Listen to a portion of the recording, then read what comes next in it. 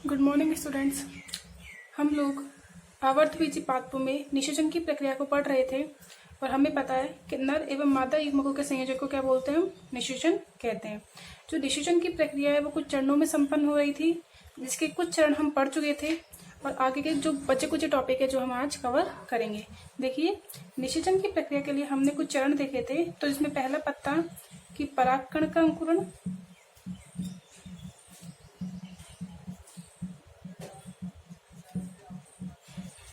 एवं पराग नलिका का निर्माण। पराग नलिका का निर्माण, जैसे ही पराग नलिका निर्मित हो जाएगी तो दूसरे पद में पराग नलिका की क्या होगी, वृद्धि। पराग नलिका की वृद्धि। यह पराग नलिका कहाँ वृद्धि करेगी, वर्तिका में। वर्तिका में वृद्धि करने के बाद यह पराग नलिका बीजांड में प्रवेश करेगी।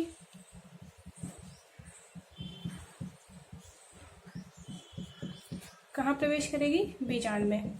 और यहाँ तक हम लास्ट वीडियो में पढ़ चुके थे कि पराग नलिका का बीजांड में प्रवेश 3 मार्गों से होता है या 3 तरीके से हो सकता है। यह पराग नलिका बीजांड में बीजांड द्वार से प्रवेश कर सकती है,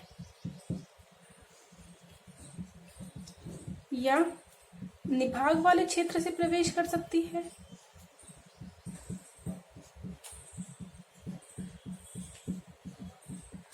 या अध्यावरण वाले क्षेत्र से प्रवेश कर सकती है।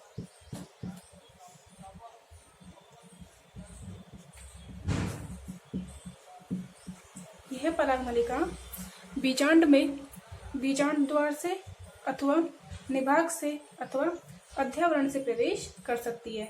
लेकिन जो अधिकांशतः पराग नलिका का बीजांड में प्रवेश है वो कहाँ से होता है, बीजांड द्वार से। अब देखिए,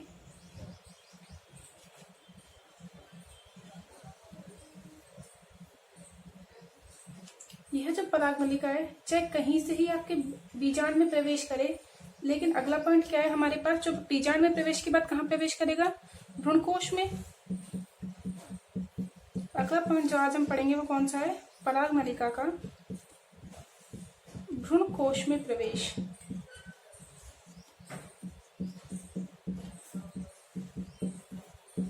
देखिए, बीजांड में पराग नलिका चाहे कहीं से ही प्रवेश करे, लेकिन भ्रूणकोश में हमेशा कहाँ से प्रवेश करेगी, ये बीजांड द्वार वाले क्षेत्र से। और बीजांड द्वार वाले क्षेत्र से बाद में कहाँ जाएगी, वो भ्रूणकोश में। ये देखिए, इसके अंदर क्या है, ये भ्रूणकोश,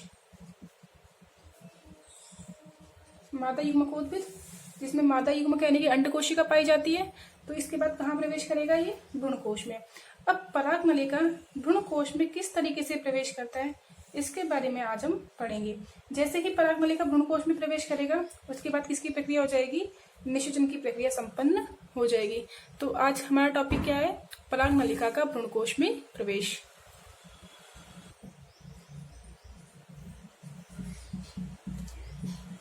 पराग नलिका का भ्रूणकोश में प्रवेश।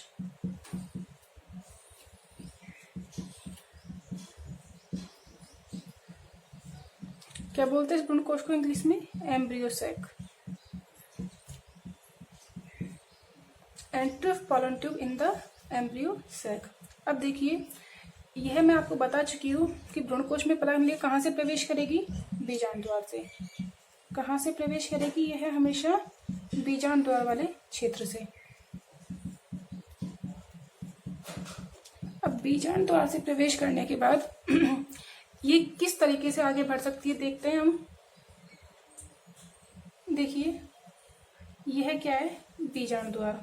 बीजांड द्वार में क्या प्रवेश होता है, यह बीजांड है आपका, जिसमें यह न्यूसेलस वाला भाग है, बीजांड काय वाला। इसके समीप क्या है, ये यहाँ पे भ्रूणकोश। भ्रूणकोश में ये अंडकोशिका और ये सहायक कोशिका। क्लियर है। अब जो हमारे पास पराग नलिका आएगी, यह पराग नलिका कहाँ प्रवेश कर गई, आपके भ्रूणकोश में। और अब कहाँ बीजांड से प्रवेश करते कहाँ गई, भ्रूणकोश में। अब भ्रूणकोश में जो पराग नलिका है ये 2 तरीके से प्रवेश कर सकती है, 3 तरीके से प्रवेश कर सकती है। तीन तरीके से कैसे प्रवेश कर सकती है। देखिए, ये तो क्या है, अंड कोशिका, और ये क्या है, सहायक कोशिका। यह परागनलिका अंड कोशिका और सहायक कोशिका की भित्ति के बीच से प्रवेश कर सकती है। पहला तो क्या है इसमें, अंड कोशिका एवं सहायक कोशिका, जिसे हम कहते हैं सिनर्जिड, सहायक कोशिका की भित्ति के मध्य से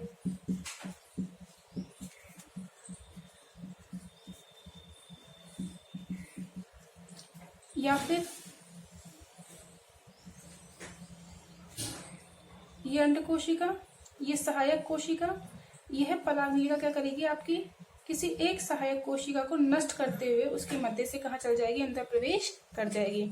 तो क्या हो जाएगा, ये सहायक कोशिका को भेदते हुए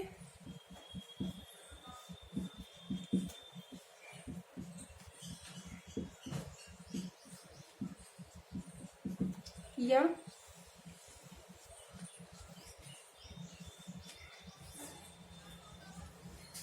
देखिए, ये परागनलिका आई और यह परागनलिका सहायक कोशिका और भ्रूण कोश की भित्ति के मध्य से भी अंदर प्रवेश कर सकती है। तो क्या हो जाएगा, तीसरा रास्ता, सहायक कोशिका एवं भ्रूण कोश की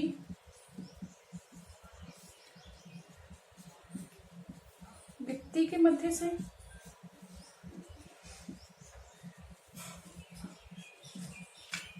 हम क्या पढ़ रहे थे, बीज परागनलिका का भ्रूण कोश में प्रवेश। तो परागनलिका भ्रूण कोश में तीन तरीके से प्रवेश कर सकती है। पहला क्या है आपका, यह जो आपकी अंड कोशिका है, देखिए इसको थोड़ा बड़ा करके देखते हैं, यह है अंड कोशिका और ये सहायक कोशिका। तो परागनलिका आई और अंड कोशिका और सहायक कोशिका के बीच से भित्ति को नष्ट करते हुए कहाँ चली गई, अंदर प्रवेश कर गई। दूसरा तरीका क्या है कि जो आपकी परागनलिका आई है वो दोनों में से किसी भी एक सहायक कोशिका को, देखिए सपोज कीजिए ये परागनलिका आ रही है दूसरी, वो क्या करेगी, आपकी अंदर जाएगी और किसी एक सहायक कोशिका को नष्ट करते हुए अंदर चली जाएगी। या जो सहायक कोशिका और जो भ्रूण कोश की भित्ति है इसके मध्य से अंदर प्रवेश कर जाए। तो तीन रास्ते कौन कौन से हो गए, अंड कोशिका व सहायक कोशिका की भित्ति से बीच से, दूसरा सहायक कोशिका को नष्ट करते हुए, या तीसरा सहायक कोशिका एवं भ्रूण कोश की भित्ति के मध्य से। सामान्यतः कैसे प्रवेश करती है, सामान्यतः परागनलिका सहायक कोशिका को भेदते हुए क्या प्रवेश करती है, आपके भ्रूण कोश में प्रवेश करती है। अब भ्रूण कोश में प्रवेश में क्या क्या परिवर्तन होता है देखते हैं। अब देखिए, परागनलिका के भ्रूण कोश में प्रवेश के समय परागनलिका में क्या क्या उपस्थित होता है। ये परागनलिका जो बीजांड के समीप से आती है कहाँ प्रवेश कर रही है, भ्रूण कोश में प्रवेश कर रही है। इस परागनलिका में क्या उपस्थित होते हैं, दो नरयुग्मक। परागनलिका में क्या उपस्थित होते हैं, दो नरयुग्मक। जो इसके पास कायिक केंद्रक था वो कायिक केंद्रक नष्ट हो चुका होता है। अब जब ये परागनलिका क्या करेगी, मैंने आपको बताया कि सामान्यतः क्या करती है, ये आपकी सहायक कोशिका को भेदते हुए क्या करती है, अंदर प्रवेश करती है।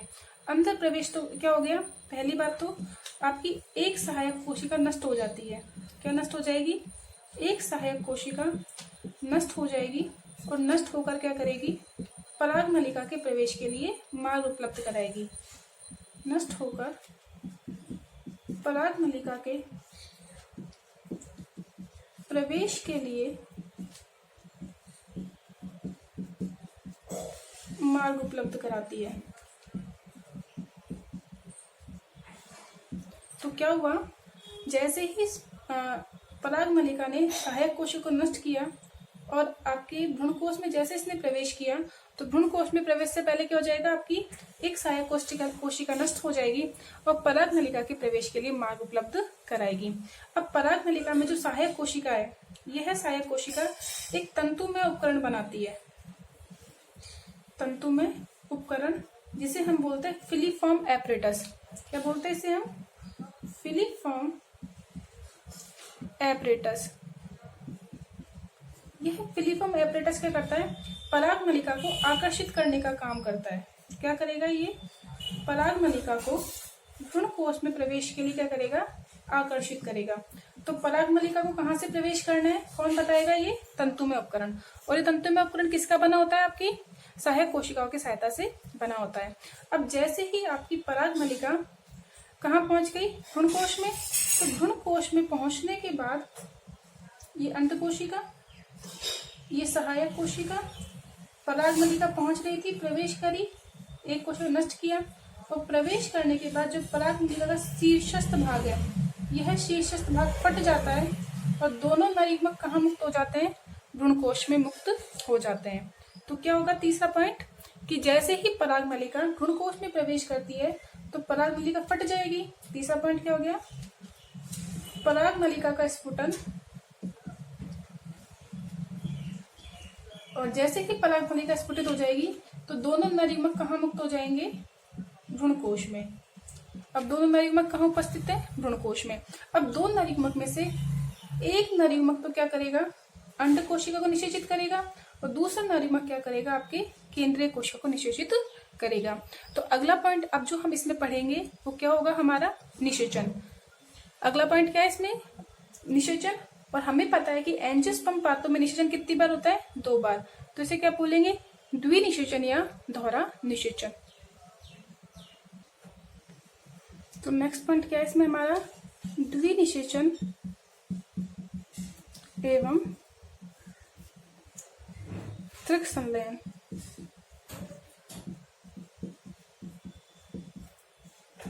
द्विक निषेचन एवं त्रिक संलयन। देखिए, जो हमारे पास भ्रूणकोश था, इस भ्रूणकोश में क्या है हमारे पास? 3 प्रतिमुखी कोशिकाएं। ये तीनों प्रतिमुखी कोशिकाएं समय के साथ नष्ट हो जाती है। हमारे पास क्या है? ये केंद्रीय कोशिका, जो कि प्रकृति में कैसी है?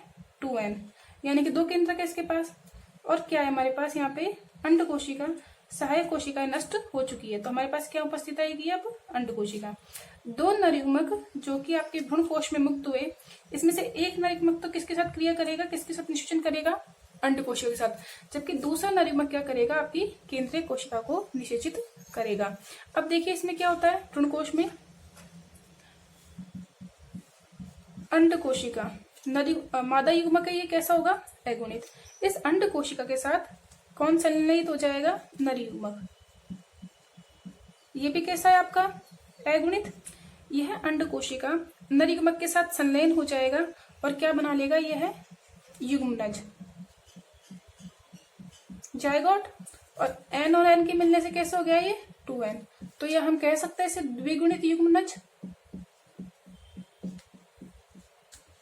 सर्वप्रथम क्या करेगा? जो अंड कोशिका है अगुणित, इस अगुणित अंड कोशिका के साथ अगुणित नरयुग्मक क्या हो जाएगा? संलयित हो जाएगा और क्या कर देगा? द्विगुणित युग्मनज का निर्माण कर देता है। प्रारंभ में कैसा होगा? ये एकल कोशिकीय, धीरे धीरे इसमें विभाजन होंगे और कोशिकाओं की संख्या में क्या होगी? वृद्धि होगी। अब जो ये अंड कोशिका और नरयुग्मक का जो संलयन हुआ है, इसे हम क्या कहेंगे? इसे हम कहते हैं युग्मक संलयन,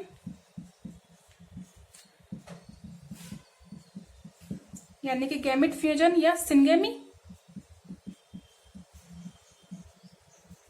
इसी को कहा जाता है सत्य निषेचन, यानी कि वास्तविक निषेचन तो यही है, सत्य निषेचन या वास्तविक निषेचन या प्रथम निषेचन। क्या कहेंगे इसे? सत्य निषेचन, वास्तविक निषेचन या प्रथम निषेचन। क्योंकि सबसे पहले क्या हुआ? आपकी अंड कोशिका और नरयुग्मक क्या हो गए? आपस में मिल गए और द्विगुणित युग्मनज का निर्माण कर दिया। निषेचन की प्रक्रिया के बाद अब देखिए क्या होगा इसमें?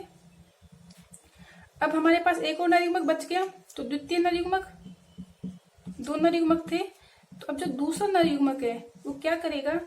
आपके इस भ्रूणकोश में अमीबीय गति करेगा और गति करता करता कहाँ पहुंच जाएगा? आपकी कौन सी कोशिका है? ये द्वितीय केंद्रक, ठीक है, केंद्रीय कोशिका, यहां तक पहुंच जाएगा।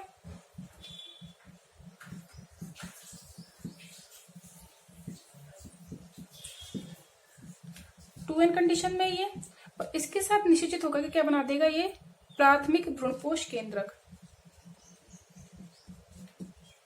प्राथमिक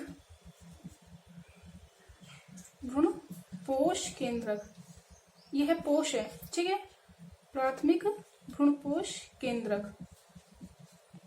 इसे हम बोलते हैं प्राइमरी एंडोस्पर्म न्यूक्लियस प्राथमिक भ्रूणपोष केंद्रक का निर्माण कर देता है। देखिए नरयुग्मक अगुणित, द्वितीय केंद्रक द्विगुणित, तो कैसा हो जाएगा ये त्रिगुणित, 3n हो जाएगा। 3 केंद्रक सम्मिलित इसमें संलयित हो रहे हैं तो इसे हम क्या कह देंगे, त्रिक संलयन। क्या बोल देंगे इसे हम, त्रिक संलयन। इसे आप दूसरा निषेचन भी कह सकते हैं। अब देखिए इसमें क्या हुआ, हमने देखा कि जो आवर्त बीजी पादप है उसमें अंड कोशिका नरयुग्मक मिलकर के द्विगुणित युग्मनज का निर्माण करते हैं, जिसे हमने क्या कह दिया, युग्मक संलयन या वास्तविक निषेचन। और इसके बाद क्या होगा, इसके बाद देखिए क्या होगा, इस त्रिक संलयन को हम द्वितीय निषेचन भी कह सकते हैं। क्या बोल देंगे इसे हम, द्वितीय निषेचन। यह जो युग्मनज है ये तो आगे जाके भ्रूण का निर्माण कर देगा। किसका निर्माण करेगा, भ्रूण का।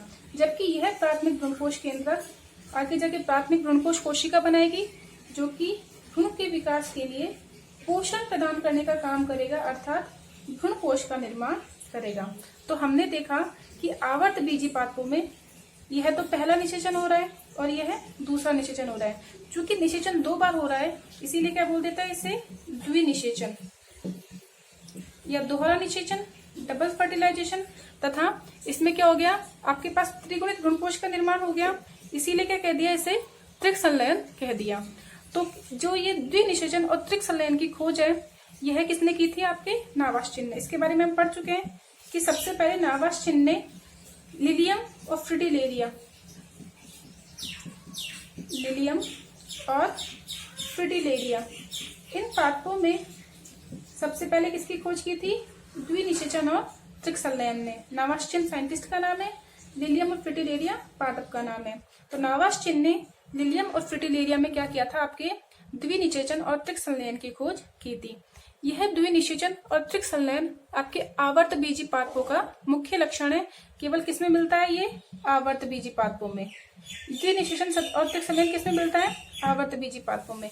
आवर्त बीजी पादपों के अलावा किसी अन्य पादपों में द्विनिषेचन और त्रिक संलयन नहीं उपस्थित होता।